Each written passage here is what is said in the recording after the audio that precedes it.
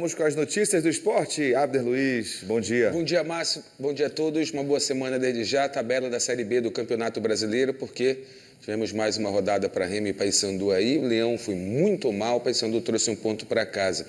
Goiás, Curitiba, Novo Horizontino, Chapecoense e Remo. Ontem a Chape venceu, foi a 33 pontos com 20 jogos. O Remo parou aí nos 30 pontos. O Criciúma vencendo na rodada, ele também ultrapassa o clube do Remo. Na realidade, ele tem 20 jogos, né? Então, tá igual ao Remo, desculpem. 29 pontos parou o Criciúma ali. O Cuiabá, sim, com 28, 29, 30, 31, pode passar o clube do Remo. Ele ainda joga na rodada. Vila Nova, que é o próximo adversário do Paysandu, tem 27 pontos. Aí vem o Operário. O Atlético Paranaense parou ali na 11ª colocação, com esse empate ontem contra o Paysandu. Aí vem CRB, Atlético, Ferroviária, que ganhou o clube do Remo e chegou à 14ª posição. Ela estava brigando ali pela zona do rebaixamento. O América Mineiro, que está uma draga nessa temporada, na 16ª colocação, a primeira equipe fora da zona. Porém, o Volta Redonda ainda joga na rodada.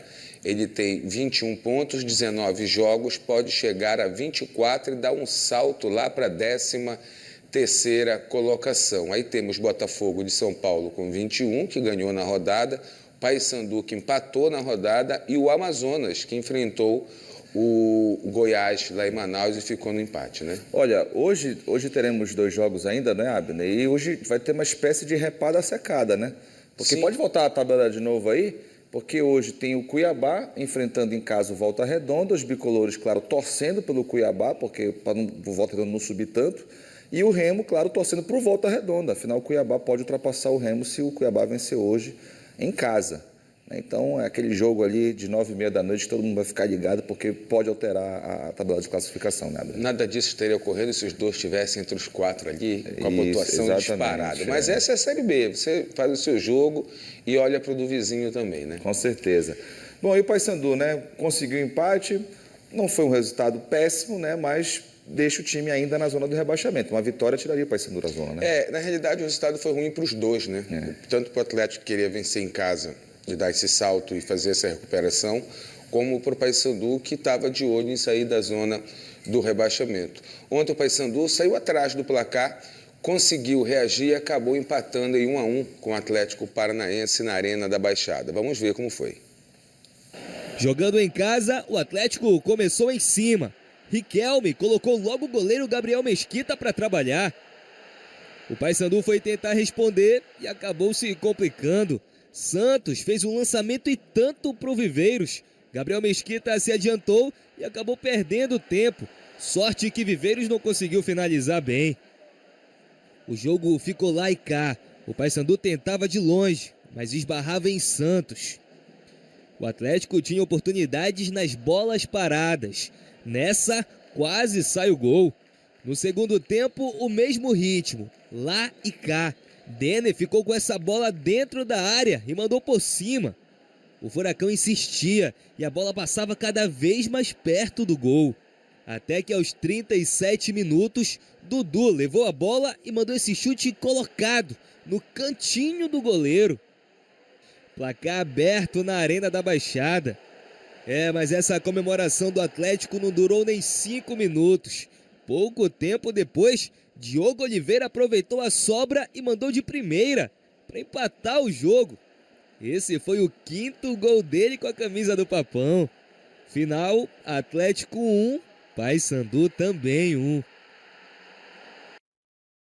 Jogo correto, jogo justo do Paysandu, placar justo também nesse 1-1. O Paysandu teve a chance, inclusive, quem viu os melhores momentos aí, de abrir o placar, né? Foi na cara do gol, um toquinho para o lado, uma tranquilidade, daria 1-0 para o Paysandu. O Atlético podia até ir buscar o empate. Foi esse lance aí que você falou, Abner, né? Exatamente, mas o Paysandu poderia ter saído na frente. Foi um jogo correto, um jogo justo. O Paysandu jogou sim por uma bola, mas não foi aquele time covarde de ficar os 11 jogadores atrás da linha da bola. Teve um momento no jogo que o Paysandu marcou até na área do adversário, na saída de bola. Teve postura, não se permitiu sair de Curitiba com a derrota.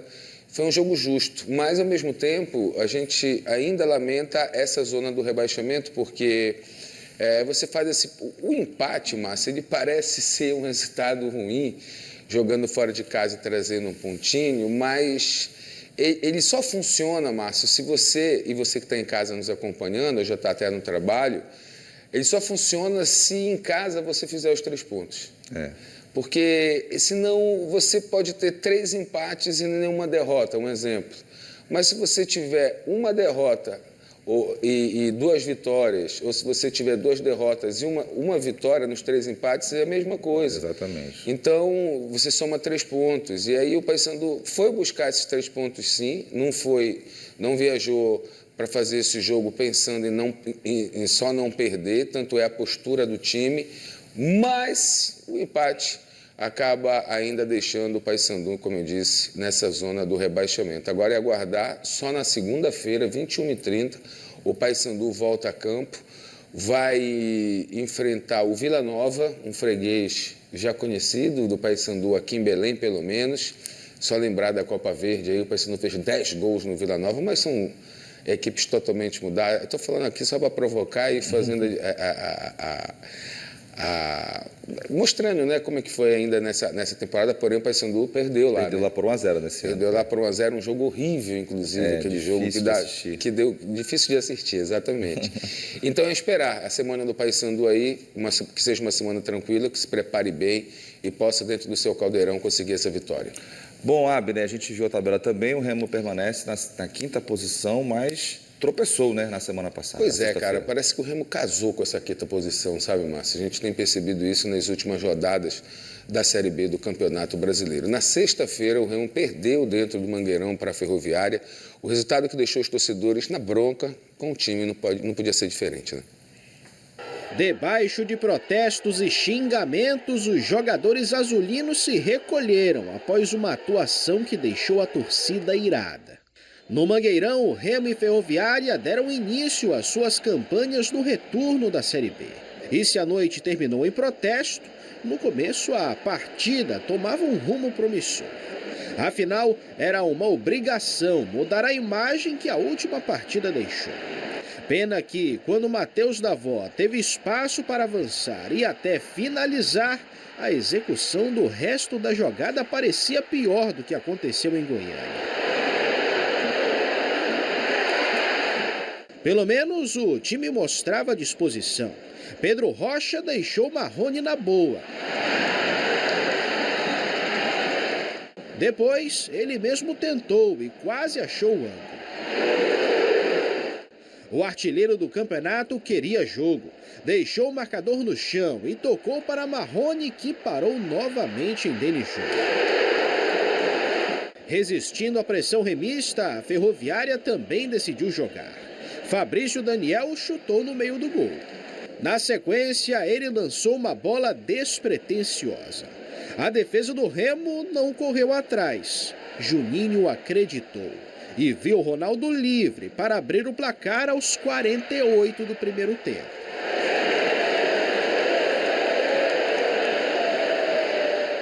Na volta para o segundo tempo, o Remo voltou determinado a correr atrás do prejuízo. Enquanto os azulinos continuavam perdendo oportunidades, a Ferroviária era letal. Kaique errou o bote e Netinho, aquele mesmo, ex-Paysandu, foi solidário. Juninho fez o segundo.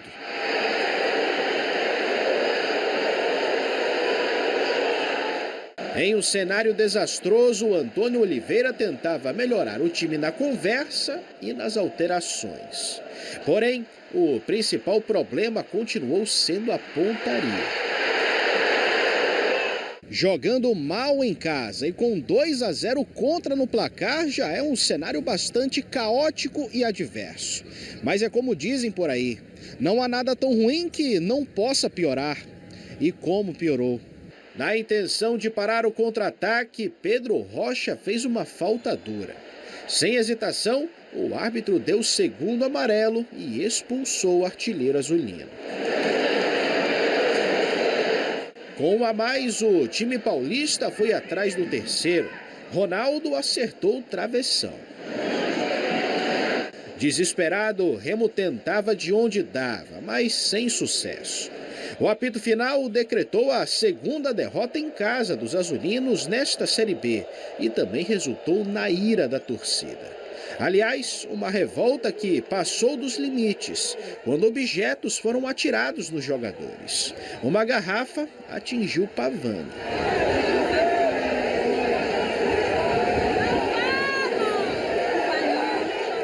A gente sabe que a torcida veio para cá, fez a festa, mas alguns vêm para cá para querer atrapalhar, né? Porque fica jogando, o próprio torcedor do lado de cá fica jogando garrafa, fica jogando água. Cara, imagine se é um filho deles jogando futebol, possa jogar água neles. E no final das contas, quem saiu sorrindo do Mangueirão foi um ex-bicolor. Até brinco ali, eu nunca perdi dentro do Mangueirão aqui. Hoje, graças a Deus, continuamos nessa sequência de vitórias. Como eu falei, ganhamos e convencemos. Agora vamos buscar coisas grandes na competição, uma vitória que nos dá muita confiança dentro dela e mostrar para todo mundo a força da nossa equipe, tanto em casa como fora. Além da derrota, tem que aturar o Netinho dizendo que não perde para o Remo no Mangueirão, né? Ele que atuou no Paysandu na temporada passada, até hoje eu não sei por que ele não continuou. É um bom jogador, né, Breno? Bom jogador, é destaque, é titular, muito bom na bola parada. Ele que faz assistência do segundo gol, inclusive, da Ferroviária. Gente, resultado terrível. O torcedor passou o final de semana engasgado com essa derrota. Essa situação do Pavani aí, que o torcedor jogou uma garrafa plástica nele, o jogador foi para a rede social, fez uma carta aberta aí, fazendo o seu protesto. Minutos depois apagou. Ele criou uma prova, né, contra o próprio Clube do Remo em relação ao seu torcedor ter jogado de forma errada. Logicamente, você pode cobrar, você pode, sei lá, xingar, e dentro do limite, né? Não pode agir dessa forma, tem muito campeonato ainda para acontecer. Bem, depois do jogo, o técnico falou o seguinte, que o time jogou na terça, a logística foi terrível, chegou na quarta em Belém, meio-dia, saindo 3 horas da manhã, passando praticamente do estádio lá em Goiânia, onde o Remo também foi péssimo na finalização e não conseguiu uma vitória certa ali naquela situação. E treinou pouco, o time muito cansado, e o outro time ficou uma semana sem jogar, e houve essa disparidade física dentro de campo, mas ao mesmo tempo acho que vale a gente fazer a seguinte pergunta para o treinador, que não foi feita na coletiva, por exemplo. Professor, se o senhor tinha a maioria dos seus jogadores nessa condição, por que não usou os jogadores que o senhor não usou lá em Goiânia, pelo menos para equiparar a questão física, e usava menos tempo, de repente, os titulares no segundo tempo, para tentar alguma coisa? Já que se ouvia a derrota, entre aspas, como certa, pelo time estar bastante cansado. Não foi feita essa pergunta, a gente não teve essa resposta, talvez tenha durante a semana, porque se você for parar para ver, dá para montar um time interessante, Márcio. Pelo menos aquele time que vinha jogando os seus reforços, por exemplo, né, que recém chegaram para o Clube do Remo. Na noite, além da questão coletiva, o time não se encontrar, também nós tivemos aí destaque para 2 figuras que foram também terríveis dentro de campo. O artilheiro do time, que teve essa expulsão e está fora do próximo jogo contra o América Mineiro, sábado, lá em Minas Gerais. E o Kaique Almeida, né? Se eu não me engano é isso, o zagueiro do Clube do Remo, que errou nos 2 gols do adversário. No primeiro, ele deixa o centroavante fazer o pivô dentro da pequena área e fazer o gol. E no segundo, ele tenta cortar e acaba ajeitando a bola para que o Netinho siga com ela, faça o passe e o Juninho possa fazer o gol e dar a vitória à Ferroviária. Clima não é bom, há um descontentamento por parte do torcedor, principalmente na figura do treinador, porque a torcida ela resolveu definitivamente pegar no pé do técnico Antônio Oliveira, e o Remo sai para esse jogo agora e tem aquela situação, Márcio, empatou fora de casa, conseguiu aquele ponto contra o Goiás. Foi o que eu acabei de dizer. Se vence em casa, ok, aquele ponto foi maravilhoso, soma 4 pontos nos ser disputados, não venceu. Agora volta para o Globo de novo, vai jogar fora de casa, precisando dessa vitória. Ah, mas é obrigado a vencer fora de casa para quem quer subir para a primeira divisão e quer estar entre os 4? Tem que vencer esse jogo para voltar para a briga, senão os times que estão à frente começam a fazer gordura e você começa a ficar para trás. E o Remo precisa entender definitivamente que só 4 sobem, não são 5. Então o Remo tem gostado de ficar naquela 5ª posição, e isso não é saudável para quem quer subir, seu Márcio. E num jogo como esse, né, que o Remo vencendo, você viu o Chapecoense está na 4ª posição, mas venceu, né? Então o Remo ainda assim, mesmo que tivesse vencido na sexta, ele continuaria na quinta posição. Mas aí você não descola do quarto colocado. Você está ali na briga. Você está ali na briga. E exatamente. menos mal que as equipes de baixo não ultrapassaram, né? Tem o Cuiabá hoje que dá joga, mas assim, perde aquela pegada, né, Abner? E melhor você brigar contra um do que você brigar contra 5 que estão ali e os outros disparando, restando uma vaga só e a coisa fica... E a Chape, inclusive, ela faz 3-0 no CRB e o CRB vai buscar 2 gols, por pouco não chegou ao empate, tem mais um tempo ali que chegava o empate, o jogo foi lá em Chapecó, então deu Chapecoense, ela fez o dever de casa dela, ou seja, venceu o seu jogo. Até porque os 3 primeiros colocados, a gente viu lá o Curitiba, o Goiás e o Novo Horizontino, já dispararam um pouco mais, né? O Remo está a 8 pontos, por exemplo, do Goiás. Deram uma disparada, então, né? 8 pontos para quem não manter uma regularidade, porque tem aquela história, não é do Remo agora porque ele perdeu, mas está 6 jogos sem perder, são 5 empates e 1 vitória, por exemplo. Então, não é uma pontuação que você considere. A Ferroviária que venceu o Remo por 2-0, isso é normal nessa Série B, a gente já viu o Atlético ser lanterna e ganhar do líder Goiás dentro da Serrinha. A gente viu o Paysandu metendo 5 no Curitiba, que continua ali na zona de classificação. Ela não vencia uma partida há 6 jogos, mas a Ferroviária. E ela veio aqui em Belém e conseguiu essa vitória. Aí você comentou sobre a distância do Remo para o Goiás, né, que é o líder, de 8 pontos. Do Remo Paysandu são 9 pontos. Né? Você vê como está, realmente, o Goiás está se distanciando bem do Remo, né? Enfim. Vamos agora acompanhar o jogo de fora de casa contra o América Mineiro, jogo difícil, mas como você falou, tem que vencer para seguir essa pegada. E Remo e Paysandu são 2 competições, era para ser só uma, né? Que é a de buscar a pontuação e conseguir subir ou se manter na Série B do Campeonato Brasileiro. Mas, além disso, tem a rivalidade das 2 torcidas, né? Então, muitas das vezes, a gente dá mais atenção para essa rivalidade do que, na realidade, para o campeonato. E isso não é legal. Por exemplo, quando a gente faz uma crítica a uma partida... A gente que trabalha na imprensa, a gente faz uma crítica a esse resultado do Clube do Remo e aí, rapidamente, o torcedor vê nas redes sociais e diz o seguinte, mas olha o Paysandu onde está. Ei, a briga do Remo não é contra o Paysandu e a briga do Paysandu não é contra o Remo. Aí, quem é de fora e vem trabalhar no nosso futebol sempre tem a mesma fala, né? Quando os 2 pensarem nos seus próprios objetivos, nos seus próprios objetivos, tem que ter rivalidade? Ok, vai sempre ter, isso aí é histórico, mas, inclusive, me deram uma comparação, por exemplo, no futebol carioca hoje, né? O Flamengo, no caso, quando ele entendeu que não era o Vasco o adversário dele, que ele tinha que buscar coisas maiores para a história dele, parece que deu essa mudada. O Fluminense é a mesma coisa, o Botafogo. Então, não é uma história regional, uma história nacional, sul-americana, chegando em Mundial e tudo mais. Eu acho que a gente podia aprender um pouco com isso também. É isso. Bom, Abner, vamos falar de Série D. A Tuna, que não começou bem essa próxima fase, né? Foi goleada. Você lembra que a gente falava aqui na semana passada, quando a gente chamava esse jogo, a gente dizia, olha, a primeira fase já acabou, é um outro campeonato, a gente vê muita gente liderar grupo nessa Série D, que ela é perigosa, e na segunda fase sair da competição assim, sem você menos esperar.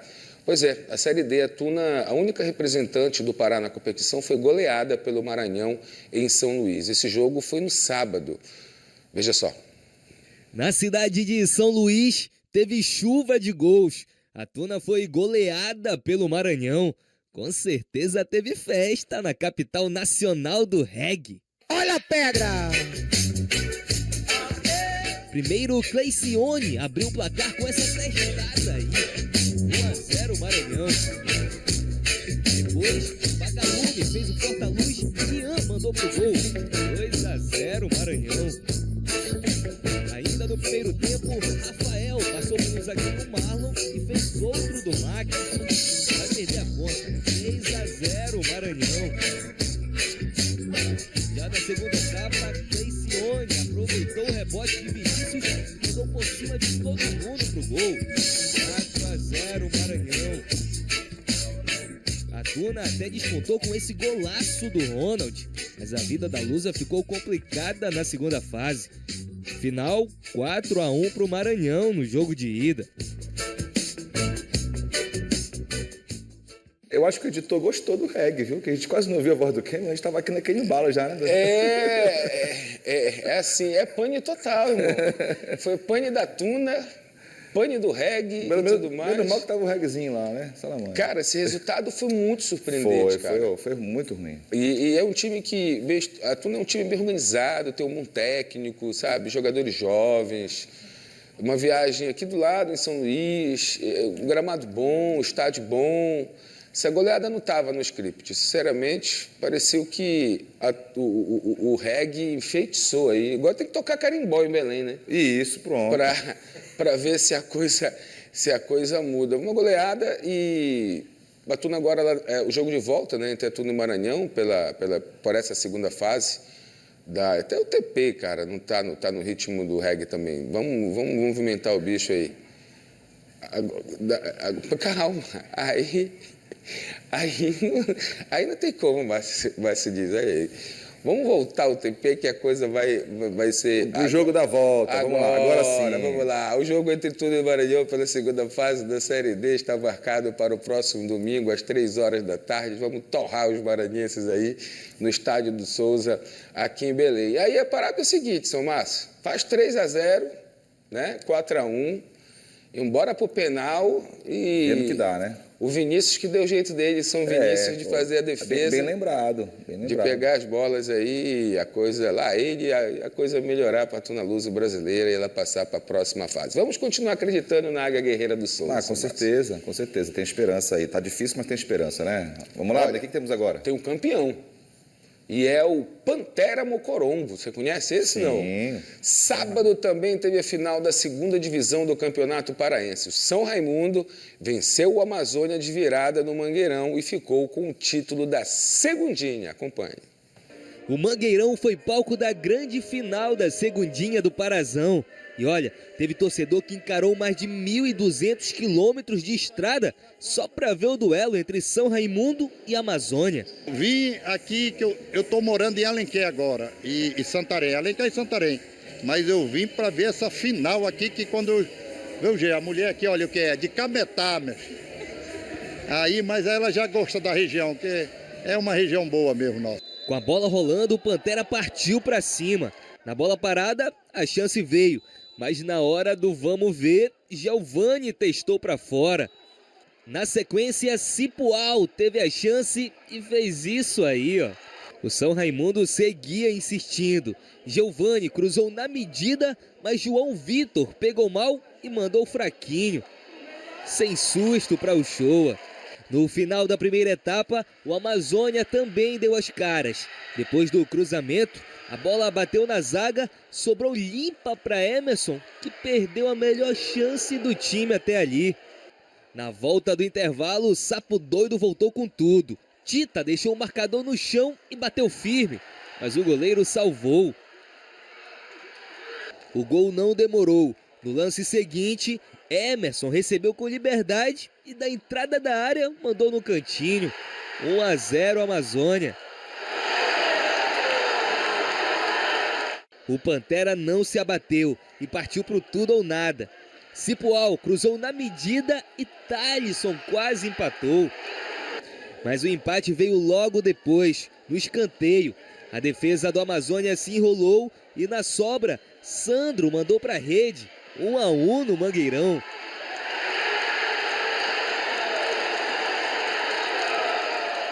O alvinegro santareno queria mais. João Vitor achou Thalisson livre. O chute veio perigoso e o Showa fez milagre. Nos acréscimos, o São Raimundo encaixou o contra-ataque. A bola desviou na zaga. Solano tocou com categoria para Jefferson Monte Alegre, que mandou para Matheus Nogueira virar o jogo com estilo.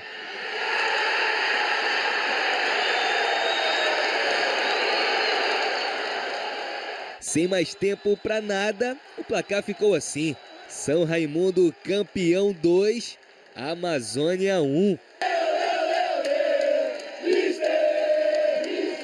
Quando eu soube do projeto de colocar o Pantera na elite de Norte do Paraense, fiquei muito feliz e graças a Deus eu pude ajudar eles nessa conquista. Os caras foram guerreiros pra caramba. E agradecer a Deus aí por tudo. Ano que vem, se Deus quiser, a gente vai forte aí. São Raimundo voltou pra onde nunca deveria ter saído, né?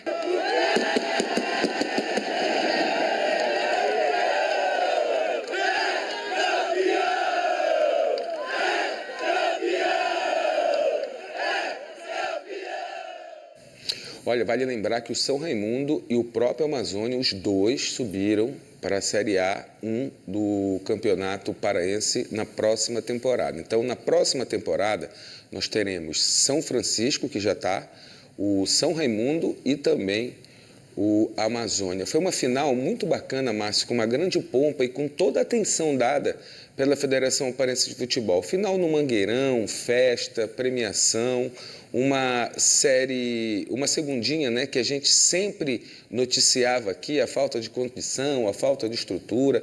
Dessa vez teve patrocinador, teve dinheirinho para os times, estrutura, teve o pagamento da arbitragem, estádio, aquela coisa que você já sabe para diminuir os custos aí, para que o pessoal possa bater uma bola bacana e fazer uma boa competição.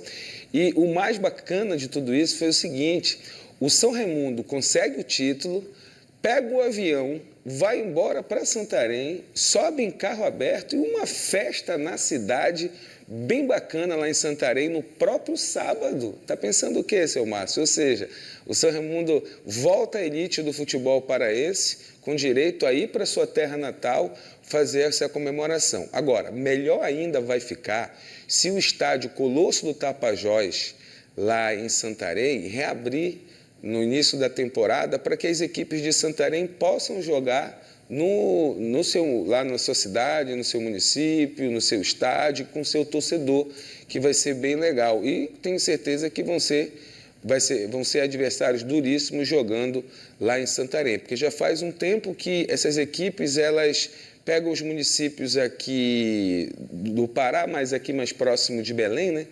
para jogar a competição e acaba ficando distante do seu torcedor. Na matéria a gente viu, né, o torcedor que veio do interior para acompanhar o jogo e tudo mais.